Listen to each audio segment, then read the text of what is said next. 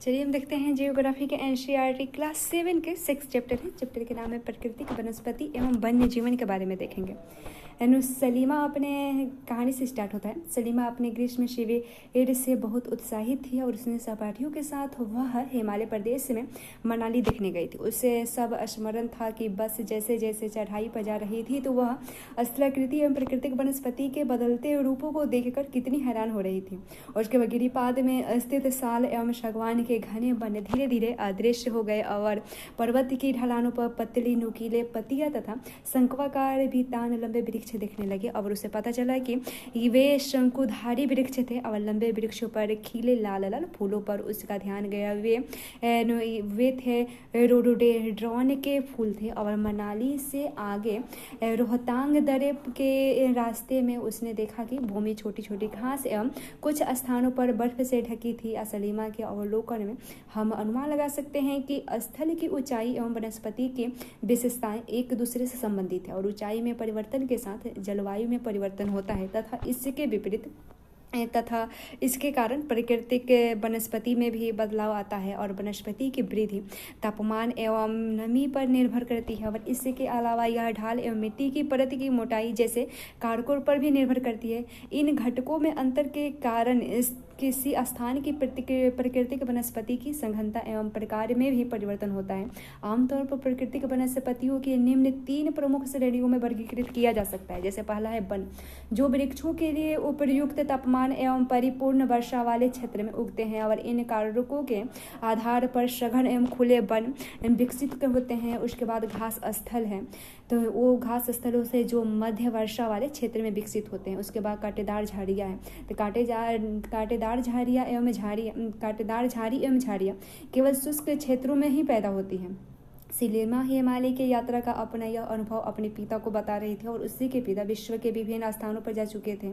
उन्होंने सलीमा को विभिन्न महाद्वीपों के विभिन्न भागों में पाई जाने वाली विविध प्रकार की वनस्पतियों के बारे में बताया था। उन्होंने उपध्रुवीय प्रदेशों में शंकुधारी वन, रेगिस्तान में कांटेदार झाड़ियाँ, आर्द्र प्रदेशों में घने उष्णकटिबंधीय दृश्य काष्ठ वनों के बारे में और कई अन्य जानकारियाँ दी थी। सलीमा समझ गई थी कि हिमालय के क्षेत्रों में लगभग सभी प्रकार की वनस्पतियाँ पाई जाती है जो भूमध्य रेखा से ध्रुवों की ओर जाने पर मिलती है। और उसके बाद प्राकृतिक वनस्पतियों के प्रकार में बदलाव का मुख्य कारण जलवायु का बदलाव था। और आइए हम विश्व की विभिन्न प्रकार की प्राकृतिक वनस्पतियां, उनके गुण एवं वहां प्रवास करने वाले अन्य जीवों की जानकारी प्राप्त करते हैं। क्या आप जानते हैं ब्राजील के उष्णकटिबंधीय सदाबहार वन इतने विशाल हैं कि ये पृथ्वी के फेफड़े की तरह प्रतीत होते हैं। और क्या बता सकते हैं ऐसा क्यों है? देखते हैं वन के बारे में। उष्णकटिबंधीय सदाबहार वन, इन वनों को उष्णकटिबंधीय वर्षा वन भी कहते हैं और ये घने वन भूमध्य रेखा एवं उष्णकटिबंधीय के पास पाए जाते हैं। ये क्षेत्र गर्म होते हैं एवं पूरे वर्ष यहाँ अत्यधिक वर्षा होती है। चूँकि यहाँ का मौसम कभी शुष्क नहीं होता है, इसलिए यहाँ के पेड़ों की पत्तियाँ पूरी तरह नहीं झुकती है और नहीं झड़ती है और इसलिए इन्हें सदाबहार वन कहते हैं। और काफ़ी घने वृक्षों की मोटी बितान के कारण दिन के समय भी सूर्य का प्रकाश वन के अंदर तक नहीं पहुंच पाता है। आमतौर पर यहाँ दृढ़ काष्ठ वृक्ष जैसे रोजवुड, आबनोस, महोगनी आदि पाए जाते हैं। और उसके बाद उष्णकटिबंधीय पर्णपाती वन के बारे में देखें। उसके पहले देखें कि क्या आप जानते हैं कि एनाकोंडा विश्व का सबसे बड़ा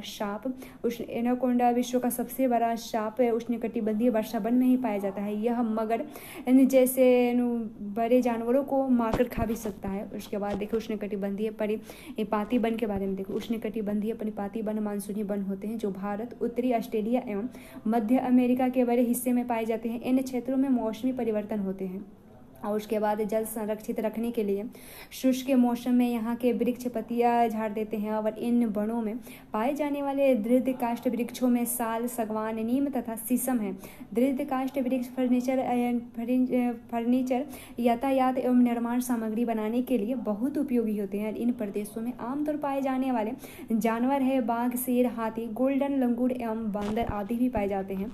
उसके बाद शीतोष्ण सदाबहार वन के बारे में देखें।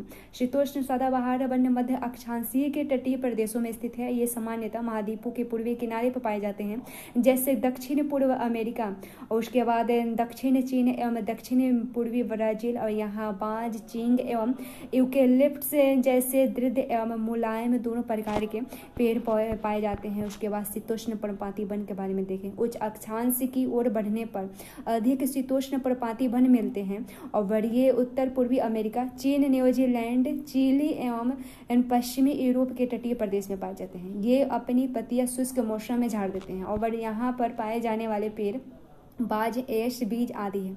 यहाँ हिरन, लोमड़ी, भेड़िया यहाँ के आम जानवर हैं और उसके बाद फीजेंट तथा मोरनाल जैसी पक्षी भी यहाँ पाई जाती हैं। उसके बाद भूमध्य सागरीय वनस्पति के बारे में देखें। आप जान चुके हैं कि महाद्वीपों के पूर्व एवं उत्तर पूर्वी किनारों के अधिकांश भाग शीतोष्ण सदाबहार एवं पर्णपाती पेड़ों से ढके हैं और महाद्वीपों के पश्चिमी एवं दक्षिणी पश्चिमी किनारे भिन्न हैं।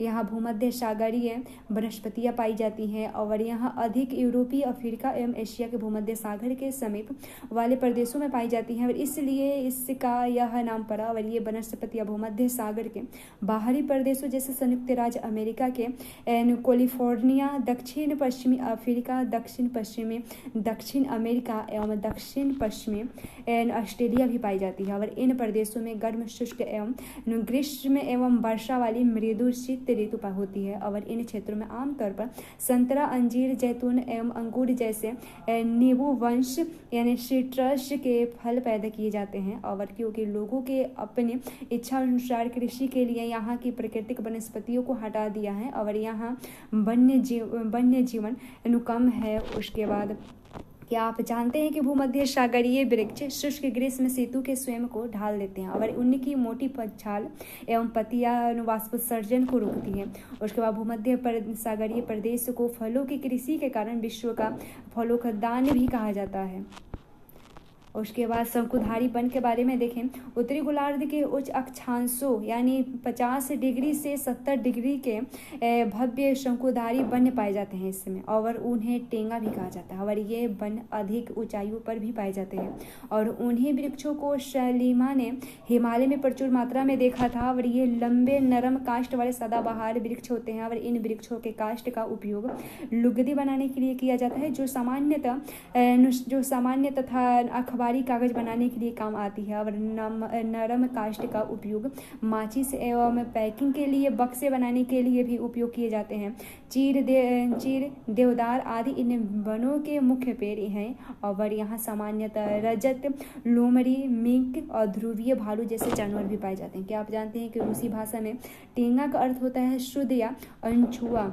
उसके बाद घास स्थल के बारे में देखें। उष्णकटिबंधीय घास स्थल ये वन्य भूमध्य रेखा के किसी भी तरफ उग जाते हैं और भूमध्य रेखा के दोनों ओर से उष्णकटिबंधीय क्षेत्रों तक फैलते हैं। यहाँ वनस्पतियां निम्न से मध्य वर्षा वाले क्षेत्रों में पैदा होती है और यह घास काफी ऊंची लगभग 3 से 4 मीटर की ऊंचाई तक बढ़ सकती है। अफ्रीका का सवाना घास वन इसी का प्रकार है और सामान्यतः रूप में उष्णकटिबंधीय घास स्थल में हाथी, जेबरा, जिराफ, हिरन, तेंदुआ आदि जानवर भी पाए जाते हैं। और शीतोष्ण घास स्थल के बारे में देखें। ये मध्य अक्षांशीय क्षेत्रों और महाद्वीपों के भीतरी भागों में पाए जाते हैं। यहाँ की घास आमतौर पर छोटी एवं पौष्टिक होती है। शीतोष्ण प्रदेशों में सामान्यतः जंगली भैंस, बाइसन, एंटीलोप पाए जाते हैं। उसके बाद कटीली झाड़ियाँ के बारे में देखें। शुष्क रेगिस्तान जैसे प्रदेशों में पाई जाती है कटीली झाड़ियाँ। और उष्णकटिबंधीय रेगिस्तान महाद्वीपों के पश्चिमी किनारों में पाए जाते हैं। तीव्र गर्मी एवं बहुत कम वर्षा के कारण यहाँ वनस्पतियों की कमी रहती है। विश्व के मानचित्र पर रेगिस्तान प्रदेशों को चिन्हित करें। और क्या आप भारत के बड़े रेगिस्तान का नाम बता सकते हैं? रेगिस्तान के कुछ जानवरों के नाम बताइए जिन्हें आप पहले जान चुके हैं। यदि आप ध्रुवीय प्रदेश में जाएं तो वह स्थान आपको अत्यधिक ठंडा मिलेगा। यहाँ बहुत ही सीमित प्राकृतिक वनस्पति मिलती हैं। यहाँ केवल काई, लाइकेन एवं छोटी झाड़ियाँ पाई जाती है। ये अल्पकालिक ग्रीष्म ऋतु के दौरान विकसित होती है और इसे टुंड्रा प्रकार की वनस्पतियाँ कहा जाता है। ये वनस्पतियाँ यूरोप, एशिया एवं उत्तरी अमेरिका के ध्रुवीय प्रदेशों में पाई जाती है। यहाँ के जानवरों के शरीर पर मोटा फर एवं मोटी चमड़ी होती है जो उन्हें ठंडी जलवायु से सुरक्षित रखती है। और यहाँ पाए जाने वाले कुछ जानवर है, सील है, वालरस है, कस्तूरी बैल है, ध्रुवीय भालू, ध्रुवीय उल्लू है और बर्फीली लोमड़ी है। सलीमा के पिता ने उससे कुछ घने वनों के भी चित्र दिखाए थे। कुछ चित्रों में सलीमा ने देखा कि लोग वृक्षों के काट कर वनों की सफाई कर रहे हैं और उनके पिता ने बताया था कि स्थानीय लोग कृषि एवं आवास के लिए स्थान जाते थे, इसलिए उन्होंने वनों की साफ कर दिया था। और सलीमा सोचने लगी थी कि अगर वनों की साफ कर दिया जाएगा तो वन्य जीव कहाँ पाएंगे, वन्य के कहाँ जाएंगे और ये वन्य पुनः कैसे ही बन पाएंगे अगर लोग इसी प्रकार पेड़ पौधे को काटते रहेंगे तो भविष्य में पर्याप्त ऑक्सीजन, जल वाष्प और लकड़ी, फल, मेवे आदि मिल पाएंगे। ये सोचा था उसने। अब क्या आप सलीमा से सहमत हैं और अपने दोस्तों के साथ वनस्पति एवं प्राणी जगत की विविधता में हो रही कमी पर चर्चा करें और इन संरक्षण के बारे में भी सुझाव सकते हैं।